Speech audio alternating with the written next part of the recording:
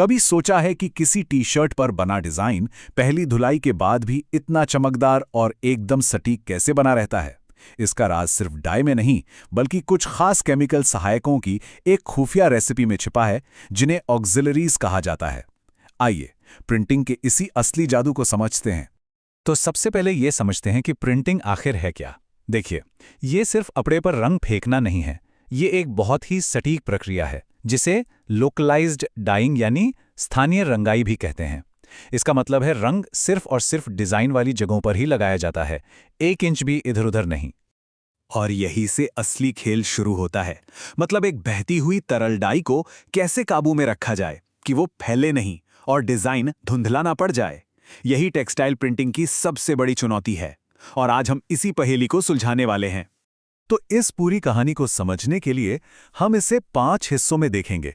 हम मूल चुनौती से शुरू करेंगे, फिर वो परफेक्ट पेस्ट बनाने की कला सीखेंगे, उसके बाद कपड़े पर इसे लगाने का साइंस समझेंगे, फिर देखेंगे कि रंग को पक्का कैसे किया जाता है, और आखिर में फाइनल धुलाई के साथ परफेक्ट प्रिंट कैसे सामने आता है। तो चलिए शुरू करते हैं। तो सबसे पहले बात करते हैं उस परफेक्ट पेस्ट को बनाने की। देखिए, यही वो बुनियाद है जिस पर एक शानदार प्रिंट खड़ा होता है। ये सिर्फ रंग और पानी का घोल नहीं है, ये तो एक पूरी रेसिपी है, एक साइंस है। अब इस रेसिपी को बनाते वक्त 2 बड़ी दिक्कतें आती हैं। पहली तो ये कि पेस्ट इतना पतला ना हो जाए कि वो स्याही की तरह फैल जाए, और दूसरी, डाई का पाउडर आपस में चिपककर मतलब गांठें बनाकर धब्बे न छोड़ दें। तो पहली दिक्कत का हल है थिकनर। इसको ऐसे समझिए जैसे हम ग्रेवी या सॉस को गाढ़ा करने के लिए कॉर्नस्टार्च डालते हैं ना, बिल्कुल वही काम। ये पेस्ट को वो सही गाढ़ापन देता है जिससे वो अपनी जगह पर टिका रहता है और फैलता नहीं है। और अब आता है हमारा दूसरा हीरो, सॉल्वेंट। इसका काम है डाई के छोटे छोटे कणों को पूरी तरह से घोल देना, ताकि वो आपस में चिपके नहीं। इससे होता यह है कि एक तो धब्बों का डर खत्म हो जाता है, और दूसरा, रंग की जो चमक आती है वो देखने लायक होती है। तो कुल मिला के बात यह है कि थिकनर और सॉल्वेंट एक परफेक्ट टीम की तरह काम करते हैं।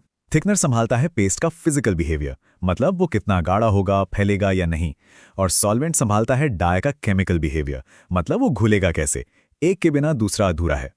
चलिए, हमारा पेस्ट तो एकदम तैयार है, लेकिन कहानी अभी खत्म नहीं हुई। अब इसे कपड़े पर लगाना है, और यकीन मानिए ये भी अपने आप में एक साइंस है। देखते हैं कैसे। खासकर जब रोलर प्रिंटिंग जैसी हाई स्पीड मशीनों में काम होता है, तो एक बिन बुलाया मेहमान आ जाता है, झाग।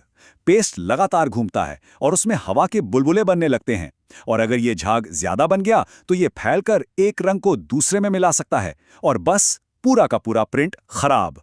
तो इस झाग से निपटने के लिए इस्तेमाल होता है एंटी फोमिंग एजेंट। बस इसकी थोड़ी सी मात्रा पेस्ट में डाली जाती है और ये सारे बुलबुलों को शांत कर देता है। नतीजा, एक स्मूथ पेस्ट और एकदम साफ प्रिंट। अच्छा, एक और जरूरी चीज है, वेटिंग एजेंट। इसका काम है पानी के सरफेस टेंशन यानी सतही तनाव को कम करना। ये कुछ वैसा ही है जैसे साबुन तेल को तोड़ता है। इससे होता यह है कि डाई वाला पेस्ट कपड़े के रेशों में गहराई तक समा जाता है, और जितना गहरा रंग जाएगा उतना ही पक्का और चमकदार दिखेगा। तो ठीक है, पेस्ट कपड़े पर लग गया, पर काम अभी पूरा नहीं हुआ है। अभी ये रंग कच्चा है।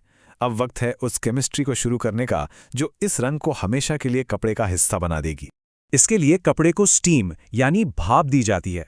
अब इस गर्मी और नमी में डाई के जो मॉलिक्यूल्स हैं उन्हें पेस्ट से निकलकर कपड़े के रेशों के अंदर जाना होता है। इसके लिए उन्हें थोड़ी मदद चाहिए, और ये मदद आते हैं 3 खास सहायकों की एक टीम से। सबसे पहले हाइग्रोस्कोपिक एजेंट्स।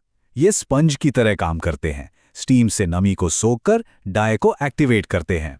फिर आते हैं कैरियर्स। ये सिंथेटिक कपड़ों जैसे पॉलिएस्टर के लिए खास होते हैं। ये रेशों को थोड़ा सा फुला देते हैं ताकि डाई के लिए अंदर जाने का रास्ता बन जाए। और आखिर में बाइंडर्स। इनका काम पिगमेंट को कपड़े की सतह पर गोंद की तरह मजबूती से चिपका देना है। अब यहाँ केमिस्ट्री और भी मजेदार हो जाती है।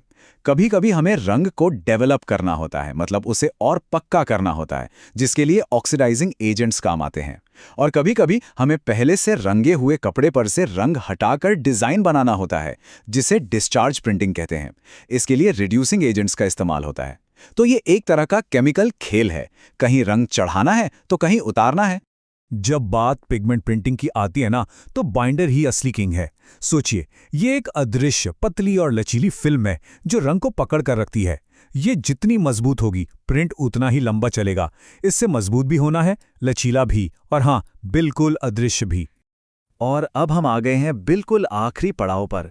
सब कुछ हो गया, अब बारी है फाइनल वॉश की। इसी धुलाई के बाद सारे एक्स्ट्रा केमिकल हटेंगे और असली चमकदार प्रिंट सामने आएगा। देखिए, ये आखिरी धुलाई सिर्फ सफाई के लिए नहीं होती। इसके दो बहुत जरूरी मकसद हैं।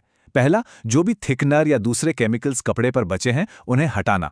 इससे कपड़े का फील मुलायम हो जाता है, वो कड़क नहीं रहता। और दूसरा, जो भी फालतू रंग सतह पर है उसे धोकर निकाल देना, ताकि सिर्फ पक्का रंग ही बचे और बाद में धुलाई में रंग ना निकले। तो आज की पूरी चर्चा का सबसे बड़ा निचोड़ यही है, खास तौर पर पिगमेंट प्रिंट्स के लिए। प्रिंट की जिंदगी इस बात पर टिकी है कि उसका बाइंडर कितना अच्छा है। ये वही अदृश्य गोंद है जो रंग को पकड़ के रखता है। अगर बाइंडर कमजोर हुआ तो कुछ ही धुलाई में डिजाइन फीका पड़ना तय है। तो अगली बार जब हम अपनी कोई प्रिंटेड टी शर्ट या शर्ट देखें, तो शायद हम सिर्फ डिजाइन नहीं देखेंगे, बल्कि उसके पीछे छिपी इस पूरी साइंस को भी याद करेंगे। सोचने वाली बात है, हमारे रोजमर्रा के कपड़ों में और ऐसे कितने अनदेखे विज्ञान छिपे हैं। आज के लिए इतना ही। धन्यवाद।